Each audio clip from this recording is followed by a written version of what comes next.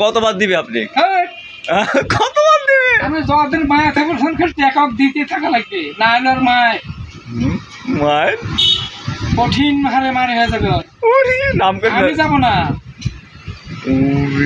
ওরে মার দেখেছেন? আর যেটা বেতন পাচ্ছেন না সেটা বেতন বেতন কি? আমি কালকে পায়া যাবো একসাথে একবারে কষ্ট আল্লাহ দিয়ে দিবে। কালকে খবর পেলাম কি বললেন? যে বেতন পাননি আপনি।